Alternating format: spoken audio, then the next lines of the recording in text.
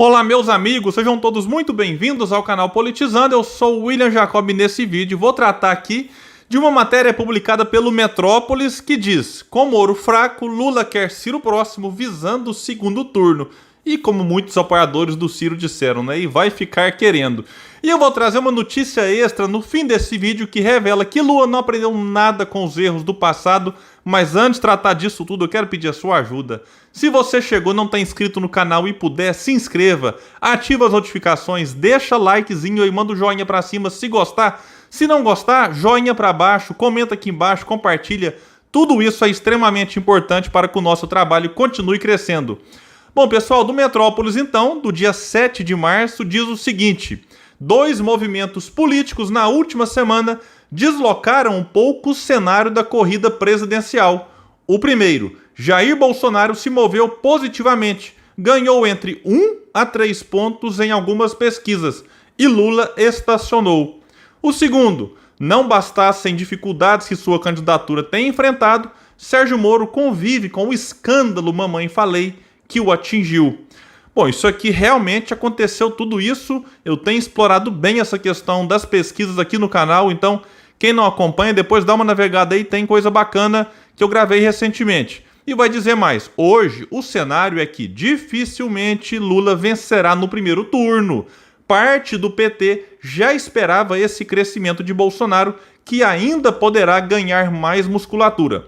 Bom, a primeira parte eu concordo, eu tenho alertado sempre aqui no canal que essa coisa de tentar forçar nesse argumento do Lula no primeiro turno é um delírio apenas para pressionar um voto nele, enfim, e forçar os eleitores a ignorar seus erros, meio que tapando o nariz, vai com o Lula mesmo aqui para acabar logo com isso. Só que isso aqui está sendo revelado a cada pesquisa que não faz sentido. O Lula está estacionado, ok, mas em várias pesquisas ele já caiu um pouco. Nós tivemos movimentações pequenas, é bem verdade, mas as últimas já demonstram claramente que Lula vencer no primeiro turno já não é um cenário assim tão possível quanto parecia há algum tempo. Sobre Bolsonaro ganhar musculatura, depende, né? Cresceu aqui 1 a 3 pontos, como foi dito, inclusive está dentro da margem de erro, não dá para afirmar muita coisa.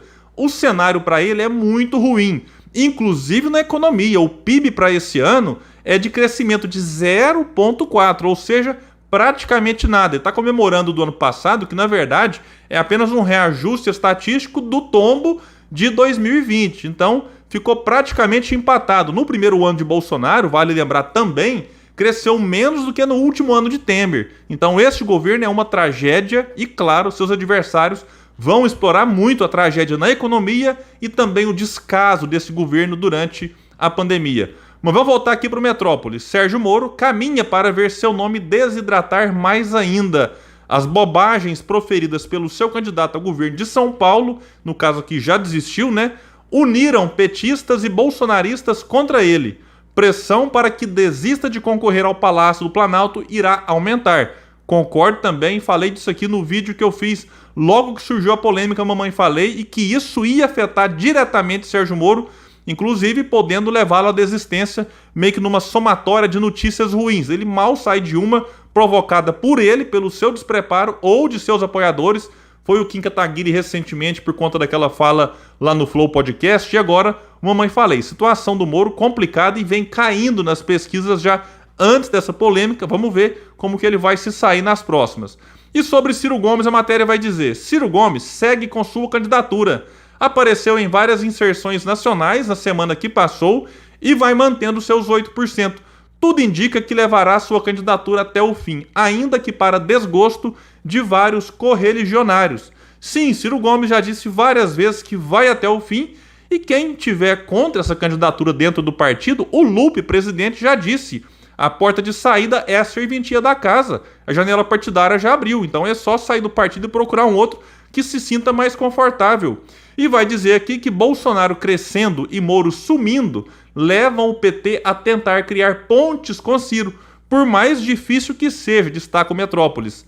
Não que Lula deseje que Ciro desista e o apoie, chance zero. Bom, até porque o desejo do Lula em relação ao Ciro tem impacto zero. O Ciro não é igual a esses outros candidatos progressistas que se dizem de esquerda e quando o Lula faz alguma coisa ou pede algo, vão lá logo e dizem amém e abaixam a cabeça. O Ciro tem demonstrado cada vez mais um distanciamento do PT, que não ficou muito claro em 2018, por isso ele perdeu muitos votos. De lá pra cá, o Ciro demonstrou de uma vez por todas que não é petista, nunca foi petista, foi aliado do partido durante um tempo, mas também nunca deixou de fazer as críticas, mas depois do que o PT fez em 2018, o Ciro simplesmente fez um movimento mais forte e hoje conseguiu diminuir muito a rejeição que ele, Ciro, tem junto ao eleitor que até pouco tempo não considerava votar nele. E isso eu tenho falado aqui nas pesquisas, pode ser um diferencial muito bom lá na frente. O potencial de votos do Ciro, que é o eleitor que diz que votaria com certeza, que gira em torno de 12, 13 pontos na IPESP, e que poderia votar, que gira em torno de 35, 36, o que soma praticamente 50 pontos, pode ser fundamental para que ele cresça e consiga chegar ao segundo turno. E conclui aqui a matéria do Metrópolis. Mas uma aproximação com o pedetista visa tentar reduzir sua ofensiva contra o petista e já ir pensando nos seus votos. Esses 8% ou parte deles serão fundamentais para Lula ser eleito no segundo turno. Bom, é aqui, segundo consta, né, essas fontes desconsideram a chance do próprio Ciro estar no segundo turno com o Lula, o que é uma possibilidade. É fácil? Não, não é fácil nem para o Ciro, nem para o Moro, nem para o Dória, nem para qualquer candidato que tenta quebrar essa polarização, mas impossível não é. Depois eu falo disso aqui. Vamos voltar só no ponto quando fala reduzir a ofensiva contra o petista. No fundo, é para que o Ciro faça de conta que o PT não errou.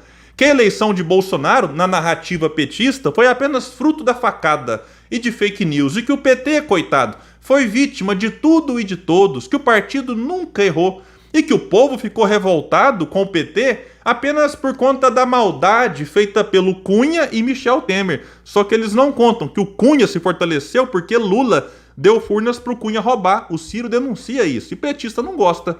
Os petistas não contam que o Temer foi colocado de vice a contragosto do Ciro, que tentou avisar de todas as formas que era um chefe de quadrilha. Mas aí o petista diz que o Ciro estava magoado, repetindo o que a Dilma insistiu em falar na época. Então o Ciro já disse várias vezes que quando ele aponta os erros do PT, alguém fala assim, mas assim o Ciro vai deixar o petista triste. Não é cálculo eleitoral que o Ciro faz, ele tem insistido nesse ponto, inclusive quando critica o Bolsonaro. Eu paro para gravar esse vídeo no dia 7. O Ciro fez um tweet duríssimo contra Bolsonaro por conta da hipocrisia dele, eu gravei um vídeo aqui sobre isso, em relação a essa coisa da Petrobras. William, mas se o Ciro criticar o Bolsonaro, o eleitor do Bolsonaro vai pro Ciro. Olha, a gente tem que ter paciência, não tem que ficar fazendo toda hora cálculo aqui e ali. Porque não adianta o Ciro negar que o PT errou, o povo sabe que teve roubo nos governos do PT e que teve desastre econômico no governo Dilma e que o Lula não fez as reformas que precisavam ser feitas. Mas o Lula agora está dizendo, não, mas não precisava não, olha. Tenha santa paciência, né, Lula? Então, negar isso que o Ciro tem falado e denunciado é pior. Porque o eleitor que está com o Moro e com o Bolsonaro, ou até com o Lula, sem muita empolgação, ele sabe do que aconteceu no país. E se ele percebeu, peraí, o Ciro realmente está falando uma coisa que nem o Bolsonaro fala sobre o Lula. Está falando uma coisa sobre o Bolsonaro que o Lula não fala. Então o Ciro tem exposto a verdade desses outros e apresentado propostas, projeto. E pode ser que lá na frente o eleitor reconheça esse esforço do Ciro, não só em apontar as críticas, mas também de apontar as soluções para o país sair desse fundo do poço que está agora, não porque Bolsonaro o criou, né? Bolsonaro só aprofunda, mas essa crise já vem de antes e o Ciro também deixa isso muito claro. E voltando só aqui nessa questão do primeiro turno, né? Se isso aqui realmente ficar escancarado para o eleitor que agora está com o Lula naquele discurso, não, vamos para acabar com isso logo, esse eleitor pode ficar mais tranquilo e escolher um candidato que goste mais das ideias. Eu acredito que o Ciro, inclusive, ali por volta de dezembro, quando o Moro chegou, teve gente que saiu do Ciro e acabou embarcando com o Lula nessa narrativa. Esse eleitor pode voltar e passar a declarar voto no Ciro. Porque ele pode até dizer, olha, beleza, eu vou com o Ciro aqui agora, se o Ciro não for para o segundo turno, já que não tem nada garantido para ninguém, aí este eleitor volta e passa de novo a votar no Lula lá no segundo turno. Então não tem por que ter pressa, né? Porque é importante a gente ter consciência de que a eleição em 2 turnos é para isso.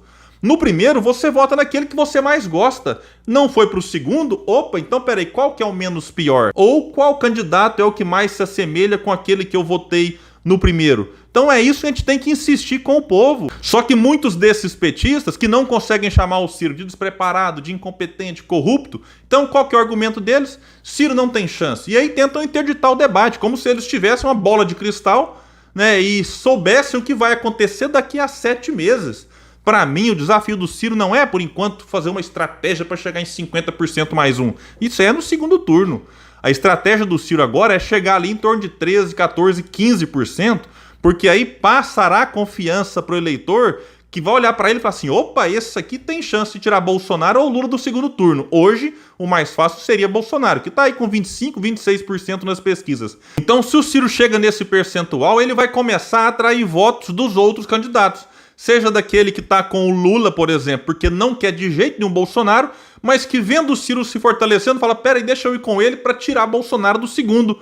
O eleitor que está com o Bolsonaro porque não gosta do Lula, pode ir com o Ciro porque perceberá que o Ciro, num eventual segundo turno, terá maiores condições de derrotar o Lula.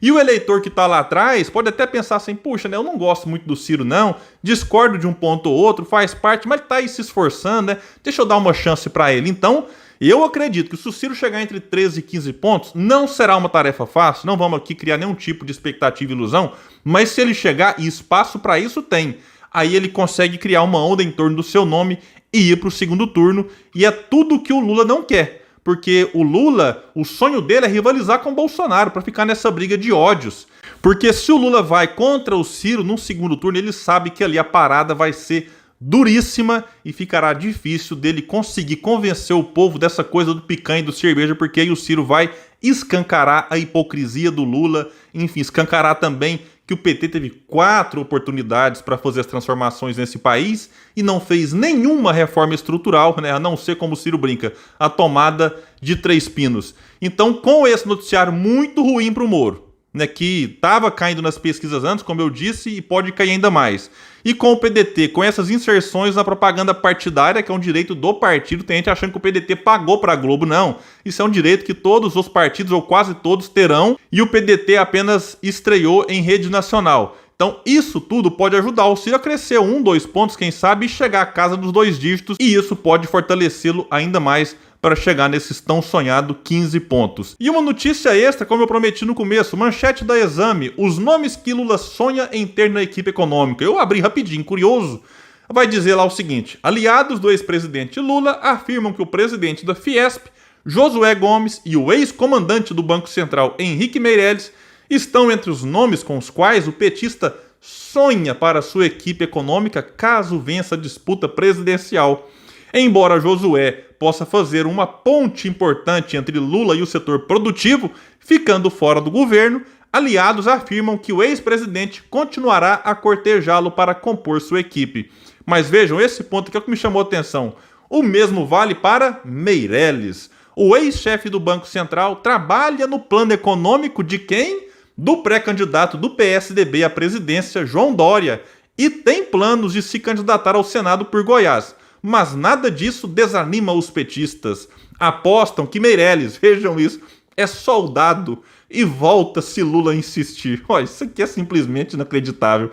Eu quase fiquei emocionado quando falou que o Meirelles é um soldado e se Lula insistir, volta. Agora, isso aqui só revela que o Lula não aprendeu nada com os erros do passado.